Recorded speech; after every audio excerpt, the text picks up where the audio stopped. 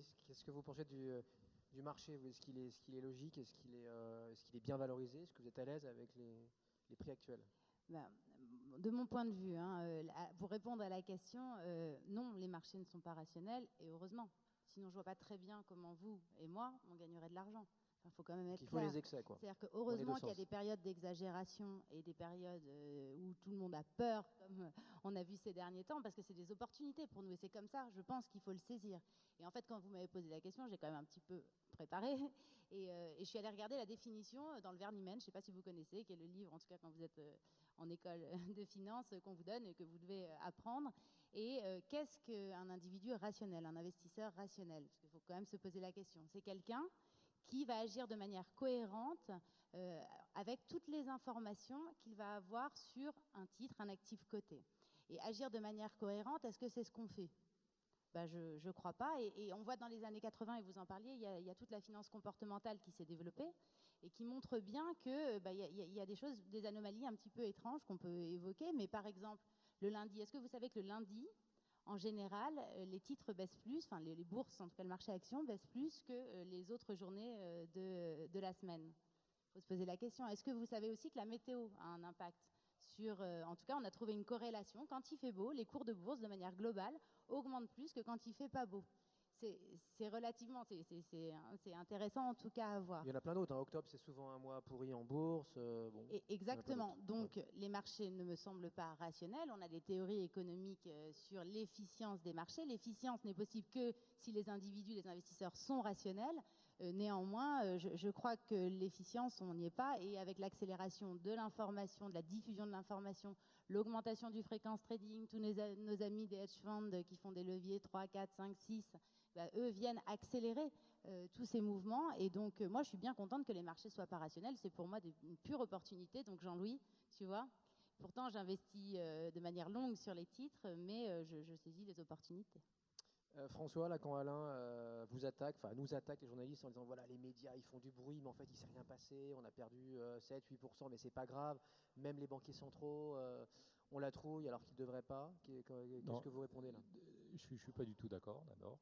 Vous allez être conscient. D'abord, parce que investir lorsque justement il y avait ce mouvement, ces fameuses journées où tout le monde shootait, shortait, investir à titrer, ne paniquez pas. Et je pense qu'il faut, dans ces marchés difficiles où il y a des périodes d'euphorie, où il y a des périodes de stress, il faut avoir des fortes convictions. En fait, il y a deux types. Ça dépend comment vous investissez, quel est votre délai de détention du titre. Si vous êtes sur une période, on va dire, très courte, il faut avoir ce mouvement moutonnier que décrivait Jean-Luc.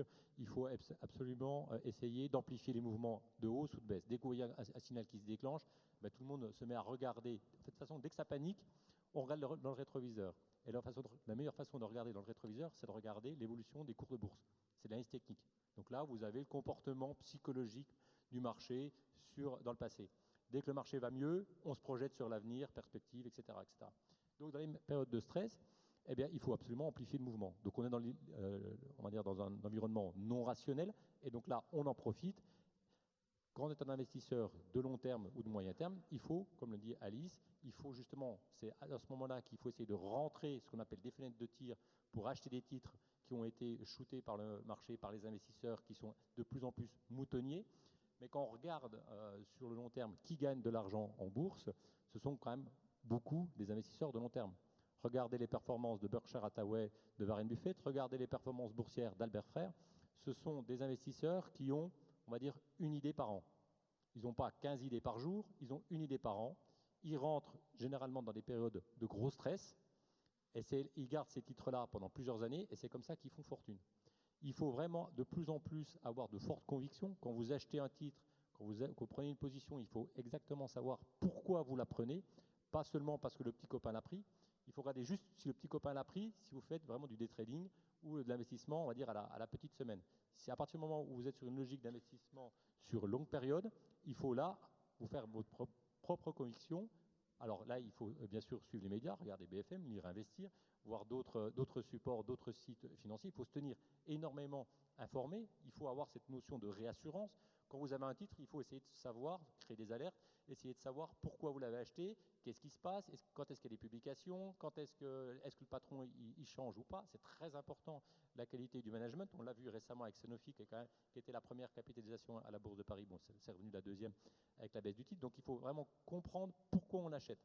Et en se forgeant cette forte conviction, ça vous permet de traverser des zones de stress. Je sais que c'est compliqué de tenir un titre quand vous voyez éventuellement l'évolution du CAC 40 en direct sur BFM, où vous avez un CAC qui n'arrête pas de baisser. Donc là, vous êtes un peu stressé, vous dites « Ah là là, est-ce que c'est la panique ?» Tout de suite, il y a la rengaine, crise de l'euro, etc. Donc on est stressé. De toute façon, vous, épargnants et investisseurs, vous êtes des gens stressés. Vous êtes stressés par les impôts. Quand vous n'êtes pas dans un PEA et que vous avez dans un compte titre, et si jamais vous avez un revenu aisé, eh ben, vous savez que si vous gagnez de l'argent, on va vous en prendre 60%. Donc ça ne fait pas plaisir. En revanche, quand vous avez une perte, vous perdez 100%. Hein.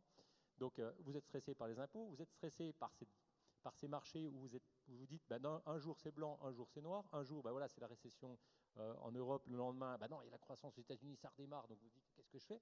Donc dans ces périodes de fort stress, si vous êtes un investisseur de long terme, il ne faut surtout pas bouger. Il faut regarder les titres que vous surveillez depuis longtemps pour trouver des fenêtres de tir. Et donc là, vous achetez. Si vous êtes dans une optique de day trading, il faut absolument profiter de ces mouvements et donc de jouer avec ce marché qu'on va dire irrationnel. Jean-Louis, François citait Warren Buffett, vous êtes un peu l'anti-Warren Buffett, vous vous en fichez de savoir ce qui se passera dans 2 ou 3 ans, vous ne cherchez pas les crises, les points bas, vous êtes au jour le jour, sur le futur, sur l'euro-dollar. Non, je me trompe? Ça, c'est l'image que j'ai sur BFM, mais sincèrement, je fais beaucoup d'autres choses. J'ai des positions en permanence sur les marchés. J'ai fait cette année, par exemple, pour ceux qui ont écouté parfois ce que j'ai dit, mais des ramassages sur des valeurs, comme sur Sistar. J'ai travaillé pendant 10 ans. Sistar, oui, je peux témoigner. Hein. Je suis rentré à BFM en 2003. Je vous appelle le matin pour préparer, vous me citiez Sistar, tiens, on peut en parler si tu veux. Bon, Sistar, elle s'est fait racheter 10 ans que vous l'accompagnez. Ouais, mais elle s'est fait racheter cette année. J'avais un prix de revient à peu près à 1, elle s'est fait racheter à 6. Bon, c'est quoi cette boîte? Personne ne la connaît. Qu'est-ce qu'ils font en 2 mots? C'est un éditeur de logiciels. Oui, comme il y en a plein sur la place de Paris. Ils sont fait racheter par Axway. Bon. Mais non, mais il y en aura d'autres. Mais donc je dis pas qu'il fallait absolument le faire. Je dis que simplement, voilà, je fais aussi des choses comme ça. Je fais des choses à plus long terme.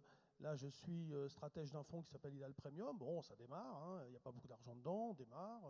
Tout le monde est plein de bonne volonté. Donc, on va essayer de faire un truc bien. Mais là, c'est pareil. On fait des choses qui ne sont pas forcément que de l'intraday. Non, vraiment, je fais beaucoup d'intraday. C'est quand même votre cœur de métier. C'est votre cœur de métier. C'est sûr que rester à faire le poisson rouge devant un marché tous les jours, à rien faire, qu'est-ce que je fais? Ça va mal finir. C'est là qu'on fait des bêtises. Je vais pas rien faire. Si ce matin, par exemple, le message que j'ai envoyé à l'ouverture, typiquement, c'est comme ça que je vais bosser. Je définis un cadre de travail. Donc, court terme, là, par exemple, je disais, on va vendre à 4183, on va acheter à 4143. Alors, c'est sûr, à 143, on a fait 2,5. Pourquoi on a fait 2,5? Parce qu'à 43, il faut que vous sachiez que c'est pas que je vais faire le point bas, mais je vais y contribuer. Si le point bas il est dans la zone, je vous garantis que je vais le faire, le point bas. Pourquoi? Parce qu'à 43, on a peut-être, dites-vous bien qu'on a peut-être 2, 3, 4, 5 000 contrats. C'est pas 10 lots, c'est pas 20 lots, c'est en centaines, voire en milliers de contrats. Donc on est quand même assez gros. Je parle moi, plus mes copains, plus des clients. Ça fait du monde. Hein. Moi, je passe un ordre de 100 lots. Toto, il passe un ordre de 50. Il y en a qui font 1000 calls. Donc en delta, ça va faire du 300 contrats, etc. Donc voilà, c'est ce qu'on a fait. Alice, je peux juste dire à Jean-Louis, un gérant de fonds long, c'est-à-dire qui investit sur du long terme et pas comme un poisson rouge devant son écran. C'est-à-dire que justement, qu'est-ce qu'il fait? Il étudie les sociétés, les comptes des entreprises, il va regarder ce qui se passe, il va déterminer pour lui une valeur intrinsèque qui fait sens sur le titre en question. Et justement, ça lui permet au moment où le marché est irrationnel d'aller acheter les titres à ce prix-là. Mais il est loin du poisson rouge devant son écran. C'est pas parce qu'on ne s'agite pas devant Bloomberg toute la journée que. Ouais, non, mais le rôle du gérant. Investisseur, moi, je fais 19% depuis le début de l'année sur mon fonds santé. C'est pas pour rien. Sur un fonds long, c'est quand même pas mal. 19%. 19%, oui. Pas mal. Jean-Louis, vous êtes sur en year to date. Je ne sais pas si vous avez un fonds. Comment vous calculez votre performance là depuis le début de l'année? Moi, je ne calcule rien. Pas comme ça. Oui. Je ne sais même pas combien je gagne ou je perds. Voilà, j'avance. Moi, j'ai confiance dans ce que je fais. Je reproduis le schéma systématiquement. Alors, justement, sur l'idée de qu'est-ce qu'on pourrait faire comme travail intraday, court, moyen, etc., Donc, c'est définir, par exemple, des tendances, soit une tendance haussière, soit une tendance baissière, et travailler dans cette tendance. Moi, c'est ce que je fais tous les jours. Voilà. Après, je suis entièrement d'accord, par exemple, avec tout ce qu'a dit François. C'est vrai. Mais pour moi, ce n'est qu'une toute petite partie du travail qu'on doit faire. Parce que les marchés, malheureusement, bougent d'une manière parfois bizarre. Mais c'est bizarre, mais en même temps, franchement, c'est logique. Mais ça répond à des logiques qu'on a peut-être du mal à expliquer parce que ça réclame beaucoup de techniques. Tout simplement, dites-vous bien une chose, la vol entraîne la vol, notamment par exemple par la gestion de delta sur des strikes qui ont été vendus, call, put, etc. Donc là, automatiquement, il y a des logiciels qui vont se mettre en place et qui vont vendre des contrats ou acheter des contrats, non pas parce qu'ils pensent que ça va monter, mais parce qu'on doit le faire dans la mesure où on a vendu des calls ou vendu des puts. Ça, c'est une logique qui est technique, purement technique. Mais ce qu'il faut comprendre, c'est que cette logique technique, elle prend le dessus très souvent sur les intérêts fondamentaux. Oui, et puis c'est aussi les flux. Enfin, quand même, ce qu'on a vu là sur le mois, c'est quand même assez concrètement les flux, et même sur l'année, les flux américains qui sont venus acheter l'Europe en se disant qu'il allait avoir beaucoup de croissance en Europe. Ils se sont rendus compte que ce n'était pas le cas. Et là, ce qu'on a vu en octobre, c'est aussi tout le retrait la haute monnaie, des la haute monnaie qui investisseurs. va, qui vient, quoi. Oui, c'est vraiment une balle de ping-pong sur les flux. On vient chercher de la croissance quelque part en tant qu'investisseur institutionnel ou fonds de pension ou hedge fund américain ou européen. Et puis on repart si on n'est pas content ou on reste si on est content. Et ça crée du mouvement très fort. Et donc je pense que ça influe quand même assez nettement également une forme d'irrationalité, mais qui peut devenir rationnelle aux yeux de ces investisseurs-là, bien sûr. On va commencer à prendre des questions. On prend un petit peu d'avance sur le programme. Je sais qu'il y en a déjà beaucoup. Là, je vois sur mon appli, donc sur iPad. Peut-être pour vous, Jean-Louis, quoique ça peut être pour tout le monde. Que pensez-vous Non, je vais y arriver. Vous pensez que le CAC va terminer l'année à quel niveau? Voilà. C'était simple, en fait. Le CAC, bon, c'est un peu boule de cristal, mais le CAC, on est à quoi? À 4002 ce soir. On peut remonter à 4005, on va se rétamer, Jean-Louis, comment vous Non, mais vous la c'est sentez cette typiquement fin le d'année? genre de question, pour moi, qui ne sert à rien. Parce que... On la zappe.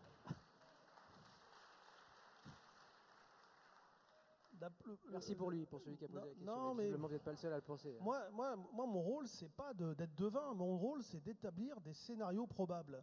Je crois qu'il faut bien qu'on soit d'accord. On ne parle pas forcément le même langage. Il faut que vous soyez tolérants sur ce que je peux dire parfois parce que je comprends que je ne m'exprime pas forcément correctement, etc. Mais moi, mon rôle n'est pas de me dire on va finir à 4007. C'est très prétentieux de penser comme ça. Bon, je vais faire comme vous. Alors, il y a 3 scénarios.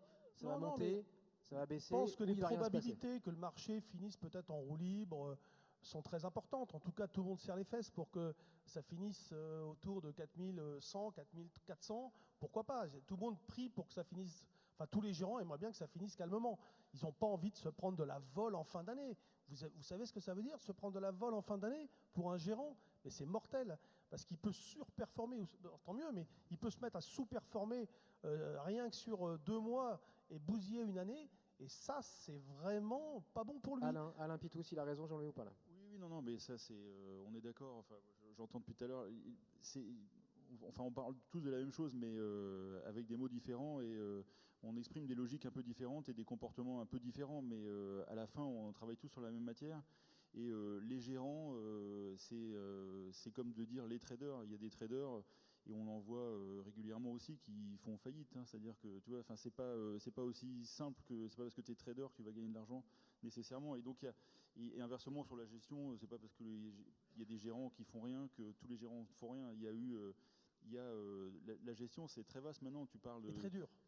Oui, c'est très dur. Ça dépend des segments, ça dépend des moments. Il y a des thèmes aussi qui fonctionnent plus ou moins par moment. Après, je pense que par rapport à la question sur le CAC, et là, c'est amusant parce qu'on est un peu sur la même longueur d'onde avec Jean-Louis là-dessus. C'est-à-dire que cette question, en début d'année, vous la posez aux analystes qui vous donnent assez régulièrement du 12-15% de croissance des résultats. Et les gérants, quand ils voient ça, ils s'appuient sur ce genre de raisonnement pour dire qu'en logique, le marché action devrait faire les 10-15% habituels. Tous les ans, c'est plus. Voilà, c'est un peu ça. Ouais. Alors après, si vous me demandez aujourd'hui ce qu'on pense du marché pour les mois qui viennent, alors effectivement, il y a ce sujet de la fin d'année qui bloque un peu parce que il y a ce qu'on appelle, il y a des formes de consensus. Alors on parlait tout à l'heure du mois d'octobre qui est souvent mauvais. Il y a souvent le mois de juin qui est mauvais aussi parce qu'il y a un moment donné où il y a un afflux de capitaux après les dividendes et puis des augmentations de capital qui ont lieu souvent à ce moment-là, qui ont tendance à perturber les marchés. Et il y a souvent une période d'un peu de flottement dans ces moments-là après un début d'année qui est souvent assez bon. Donc on a des choses comme ça et c'est vrai que la fin d'année est normalement, il y a moins de vendeurs. Vous ne voulez pas arriver quand vous avez des fonds et même des spéculateurs qui ont des positions un peu longues, des hedge funds un peu longs, ils ne peuvent pas arriver avec du cash aujourd'hui rémunéré à zéro, à 40-50% dans leur portefeuille. C'est strictement impossible. Donc ils restent investis, donc il y a moins de pression vendeuse. Les derniers 15 jours de l'année sont quasiment fermés. Il y a énormément de marchés qui vont se fermer. Les marchés obligataires, à partir du 15 décembre, on ne peut plus traiter. Donc ça a un effet comme ça de limitation. Donc, les books sont fermés. Oui, les bourses, ça commence à s'arrêter. Puis après, les traders, c'est pareil. Ils ont fait une bonne année dans leur banque d'investissement. Ils vont pas s'amuser le 15 décembre de remettre leur bonus en jeu pour 15 jours, aller faire les zouaves, aller prendre des positions à 15 jours. Donc on peut le comprendre. Mais ce que je dirais sur la fin d'année, c'est un peu un schéma normalement. Avec ce qui s'est passé au mois d'octobre, je pense qu'on n'a pas épuisé une dernière jambe de baisse. Il me semble qu'il manque un peu une liquidation. Alors Jean-Luc pourra peut-être m'éclairer là-dessus. On n'a pas franchement capitulé, là, pas encore. Il n'y a pas eu ce moment-là, ça a été trop rapide et il y a eu beaucoup de gens qui sont restés complètement à l'écart de ça, qui ont suivi ça. Mais après, nous, notre raisonnement, et il est un peu un raisonnement fondamental, c'est qu'on voit la croissance qui s'installe. Et on pense que c'est plutôt positif pour les marchés actions. Alors après, je ne vais pas vous faire le débat à 10%. Ça peut être début 2015, peu importe. Ouais, c'est peut-être un peu plus tard. Sur le time, il reste sur le temps. C'est évidemment capital, mais on n'a pas de boule de cristal. On va prendre une nouvelle question et on en prendra aussi dans un instant dans la salle. Il y a des micros qui vont circuler, donc n'hésitez pas, ne soyez pas timides. Une deuxième question qu'on va prendre et qui va s'afficher, que je vais lire donc sur notre écran. Si elle s'affiche, on verra d'ailleurs si elle est destinée à quelqu'un en particulier chez nos quatre invités. Bon, et ben voilà, elle arrive sur ma tablette, c'est déjà bien. Quelle est la meilleure formation pour devenir trader ou pour travailler en front office? Voilà, elle s'affiche. Peut-être pour toi, Jean-Louis, pour vous, Jean-Louis, la meilleure formation, à part d'aller chez Perceval Finance Conseil. Moi, je forme des gens qui sont des débutants et j'ai formé il n'y a pas longtemps non mais les gens ne vont pas y croire. Des traders de Goldman Sachs, des traders algorithmiques de chez Goldman Sachs. Ah, bravo. Donc, Jérôme Kerviel, non, vous ne l'avez pas formé quand même. Non, mais j'ai formé quelqu'un qui n'est pas loin de lui et qui était plutôt au-dessus. Mais ce sont des gens qui faisaient souvent du trading algorithmique, qui en sont revenus, qui se disent que c'est quand même assez spécial, qui ont envie de vivre autre chose dans les marchés, qui sont souvent passionnés par les marchés et qui viennent chercher chez moi tout simplement une formation de directionnel, stratégie, où il y a de toute façon un côté aussi un petit peu intuitif à un moment donné qui fera que. C'est vrai que si aujourd'hui, moi, je n'ai pas d'avis précis sur la fin de l'année, à un moment donné, j'en ai eu un, c'était 4006, où j'ai dit en juin, pour moi, c'est le plus haut pendant au moins 3 mois. Ça, c'était la dernière forte hypothèse sur laquelle j'ai bâti la fin de l'année. Aujourd'hui, voilà, pas trop d'idées. Bon, voilà. Mais des formations, après, il n'y a pas vraiment des formations à l'école, à part des formations hyper théoriques, en définitive. Alice, oui, non, faut quand même être lucide. Aujourd'hui, des places de trader, il n'y en a pas beaucoup. Et c'est les banques qui vous les offrent. Alors après, on peut faire trader compte propre avec son propre argent ou l'argent des copains. Bon, mais c'est pas la même chose. Si on veut en faire son métier, aujourd'hui, il faut avoir une formation d'ingénieur de très haut niveau, plutôt polytechnicien, et il n'y a pas énormément de place. Alors, et clairement, les recrutements sont axés là-dessus. En tout cas, sur le trading pur, trading fonds propres des banques, qui a été quand même nettement réduit à cause de ce qui s'est passé en 2008. On peut être trader indépendant. Alors, on peut être trader indépendant et tenter on de peut gagner sa vie avec, même si c'est pas facile. Oui, mais là, je pense que c'est la question d'un étudiant qui veut savoir comment devenir trader ou comment devenir gérant de fonds. Enfin bon, pour la gestion de fonds, en tout cas, qui est un domaine que je connais bien, de mon point de vue, il faut faire une bonne école de commerce et un maximum de stages dès le démarrage dans des sociétés de gestion pour être capable tout de suite, quand on arrive sur le marché, de créer de la valeur ajoutée et que l'entreprise qui va vous recruter soit pas il y avait d'ailleurs une question là-dessus tout à l'heure dans mon fil. Est-ce que vous prenez des stagiaires chez vous, Alice? Est-ce que moi, c'était une question? C'était une question tout à l'heure. Oui, bien sûr, je prends des stagiaires et moi, vraiment, j'ai à cœur de diffuser le fait que la finance n'est pas l'ennemi de la nation. Bien au contraire, on contribue pas seulement pour faire de l'argent, mais aussi au financement des entreprises et au financement de l'État, puisque je rappelle quand même que le budget français est en grande partie financé par nous, en tout cas les investisseurs long terme. Donc, bien sûr que j'accueille des stagiaires, alors des stagiaires longue durée qui, eux, ont une formation académique qui me correspond, ou des stagiaires pour 2 jours, 5 jours, ceux qui veulent venir voir chez moi comment ça se passe. Observation, quoi. Avec grand plaisir. Bon. Merci Alice. Une autre question qu'on découvre ensemble. Oula, elle fait mal aux cheveux celle-là. Dans une stratégie de stock picking, que faut-il privilégier? Les actions de la BCE et l'analyse graphique ou bien Les fondamentaux. Mes fiches sont tombées, c'est pas grave. Laissez tomber. Laissez-la. C'est peut-être pour vous ça, Alain, non? Une stratégie de stock picking. Qu'est-ce qu'on privilégie? Ça, pour le coup, c'est vraiment le métier de Talence et c'est les gérants de Talence qui gèrent comme ça. Nous, on est clairement en analyse fondamentale. Ça, c'est la première chose. Ça revient sur la problématique de formation de tout à l'heure. C'est-à-dire que je pense que pour devenir gérant, alors c'est probablement très différent pour être trader, pour devenir gérant, la bonne formation, c'est effectivement école de commerce avec un petit peu de vernis technique, ingénieur, ça peut être vraiment parfait. Mais enfin bon, école de commerce, c'est peut-être pas trop mal. Et puis travailler dans l'analyse financière parce que il faut quand même connaître un peu, de savoir de quoi on parle quand on va analyser les entreprises.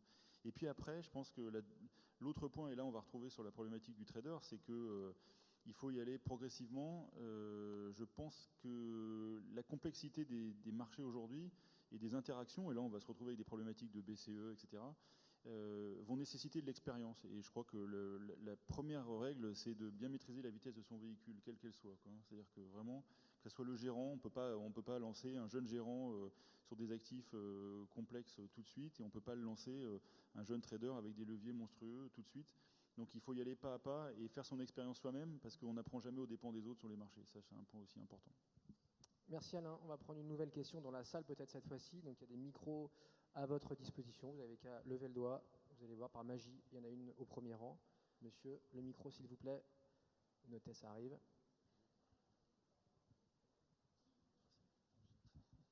Bonsoir monsieur, allez-y, je vous en prie. Bonsoir, merci beaucoup pour vos informations. Pour réussir dans ce métier, on a tout dit, on a dit en général ce qu'il faut faire. Qu'est-ce qu'il ne faut pas faire? Bon, qu'est-ce qu'on évite? Jean-Louis, qu'est-ce qu'il ne faut pas faire en ce moment et en général sur les marchés? Écoutez, si on peut écouter BFM, au moins quand vous passez sur BFM. Voilà. Oui, BFM, bien sûr, la respiration des marchés. Qu'est-ce qu'il ne faut pas faire? Bon, il y a déjà un truc à faire, c'est apprendre le fonctionnement des marchés. Beaucoup de gens vont sur les marchés sans savoir comment ça fonctionne. Et c'est quand même assez... c'est pas très complexe, mais c'est assez... c'est suffisamment complexe pour y passer beaucoup de temps.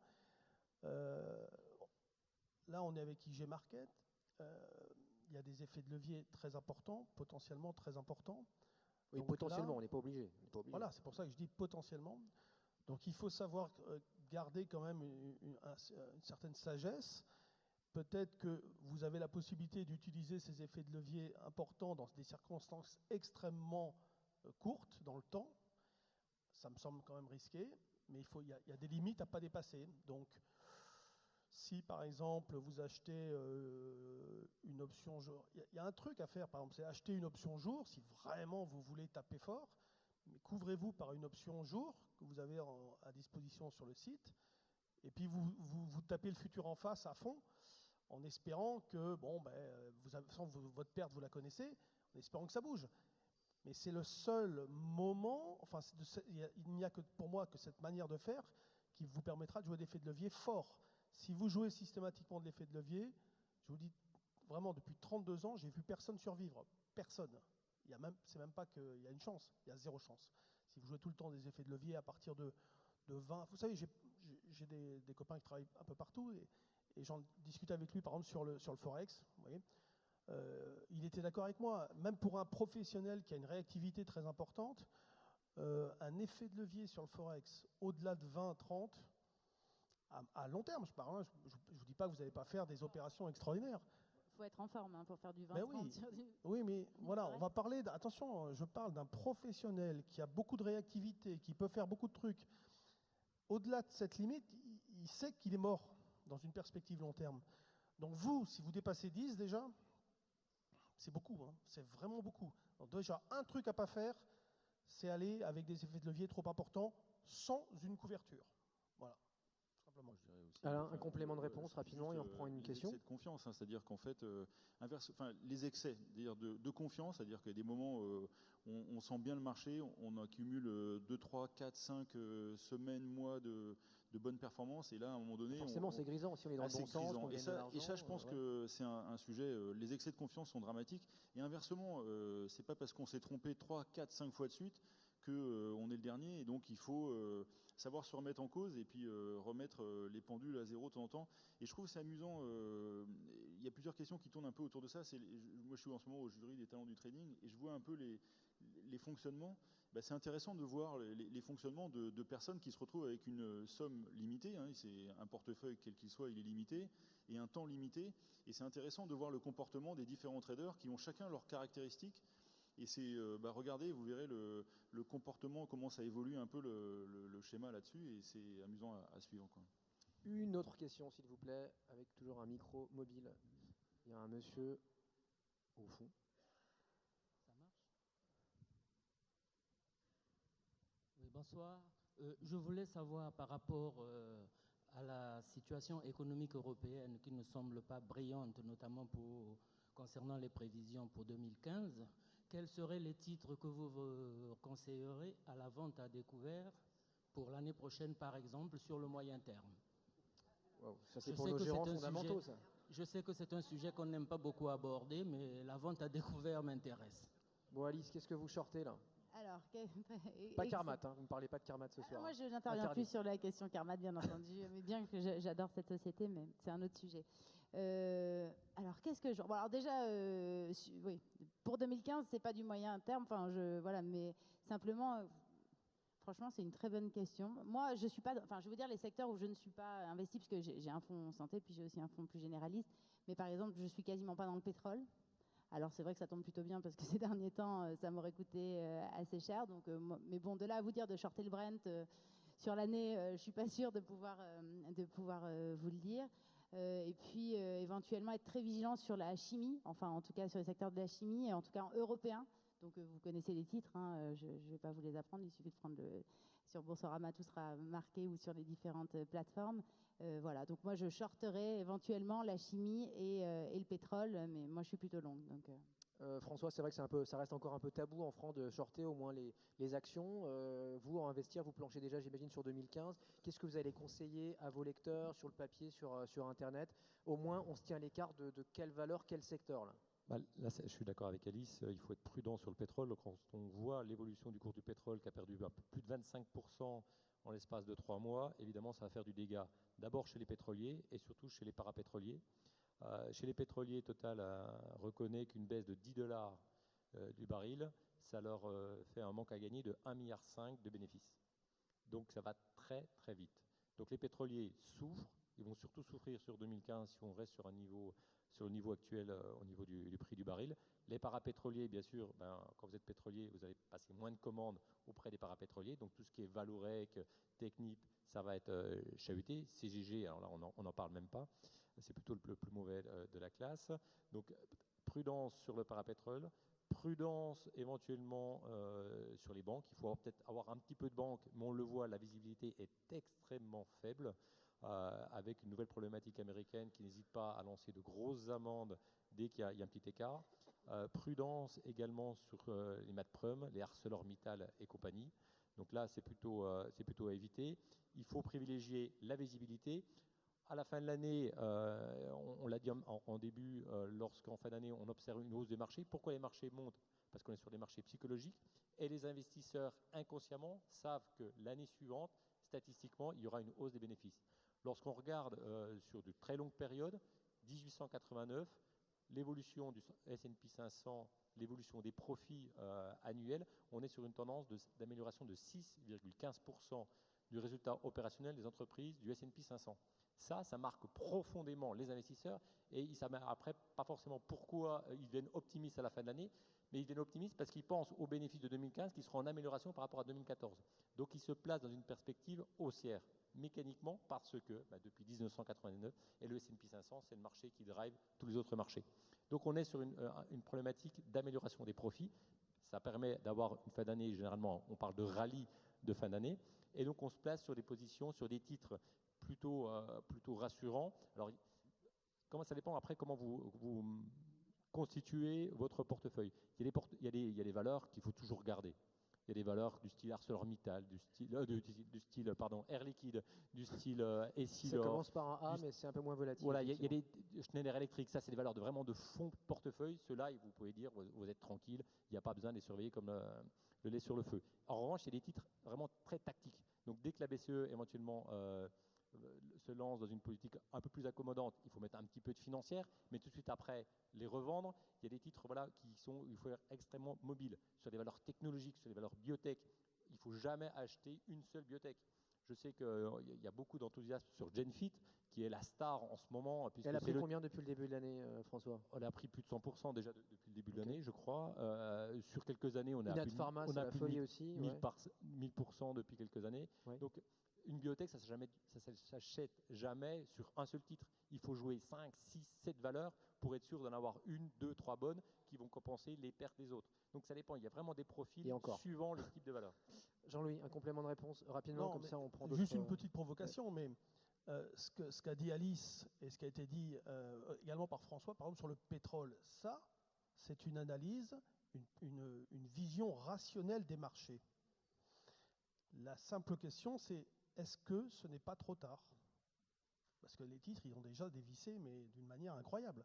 Donc, vous voyez, c'est le problème de la rationalité des marchés. C'est-à-dire que si on a un avis réfléchi, etc., cohérent, c'est malheureusement pour quelqu'un qui va vouloir faire des choses rapides, gagner rapidement, ou en tout cas même être actif, exactement suivant la question de monsieur, il y a déjà on est très tardif parce que les valeurs ont divisé, CGG et d'autres, elles ont déjà beaucoup perdu de valeur. Dernière chose en 30 secondes, sur la vente à découvert de titres, faites super attention parce qu'il y a toujours potentiellement un problème de pré-emprunt de titres. Et ça, les gens l'oublient, mais ça peut coûter très cher. Bon, alors évidemment, si on prend les grosses, il n'y a pas trop de problèmes, mais en même temps, il n'y a pas de raison qu'elles s'effondrent. Si on prend des valeurs un peu douteuses, on va dire, et plus middle, et si on vous permet de les shorter, là, alors c'est pour ça qu'ils ont fait du long only, du short, mais voilà, il y a un danger de prendre. Effectivement, des valeurs qu'on ne peut pas vendre à découvert. Merci pour votre précision et votre avertissement. Jean-Louis, une toute dernière question, c'est à droite. Allez-y, monsieur, je vous en prie. N'hésitez pas à vous lever, hein, parce qu'on voit pas d'ici. Non, il ne veut pas. Si, il veut bien. Ouais, non. Allez-y. Moi, ça fait un peu 20 ans que je suis en bourse et partant du constat que les Français sont très peu en bourse par rapport à d'autres pays européens. Les Français sont un peu fâchés avec la bourse, c'est un peu regrettable. Mais on voit quand même par les sociétés de bourse des choses qui sont beaucoup plus attrayantes. On démocratise la bourse. Est-ce que vous pensez que nous allons continuer dans ce sens-là? Parce que personnellement, je pense que c'est très important que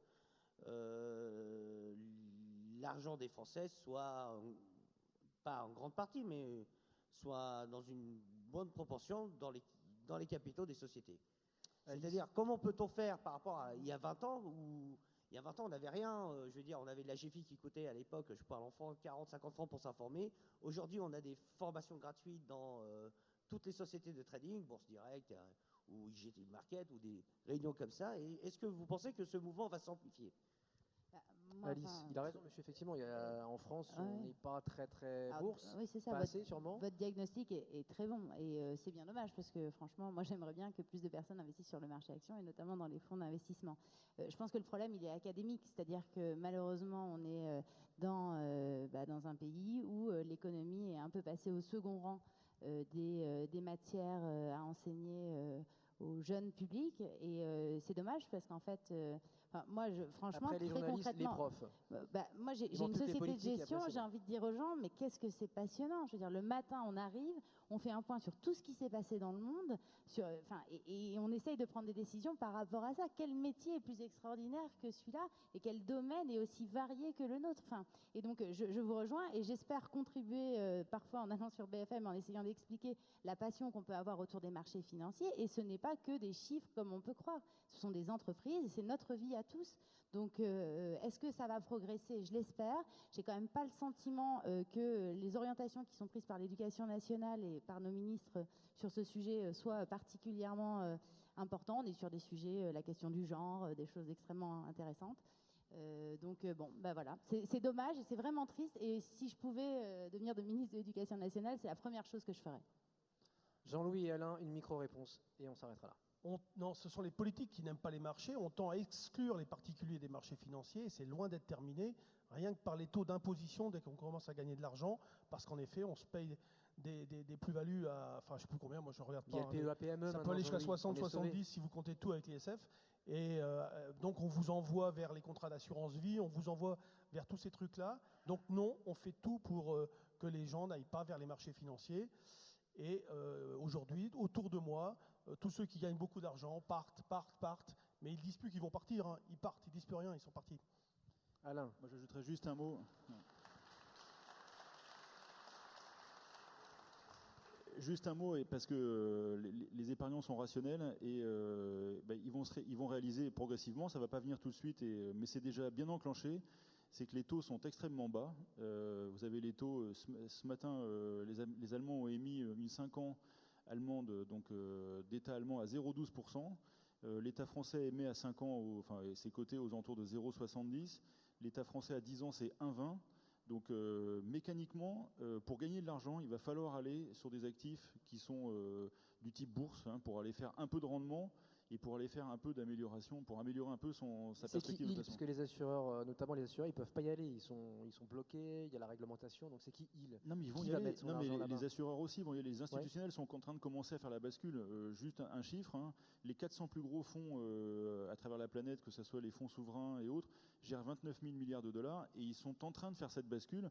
Alors ça va très lentement et les Japonais le font très violemment à la sauce japonaise, avec une volonté politique très forte qui implique ce passage des obligations vers les actions, vers l'investissement réel, pour pousser les entreprises également, elles qui ont du cash, à faire des opérations financières pour commencer. Ils ont nettoyé leur bilan et faire des investissements. Donc je crois que c'est enclenché. Alors dans le monde et en France, ça va venir aussi, parce qu'en zone euro, dans beaucoup de pays, les taux sont extrêmement bas. Il va falloir, pour faire du rendement, aller chercher des actions. Merci à tous les quatre. C'est la fin de cette table ronde. À très bientôt. Merci. Bonne soirée. Dans un instant, Stéphane Sauduteil sur le scalping. À tout de suite.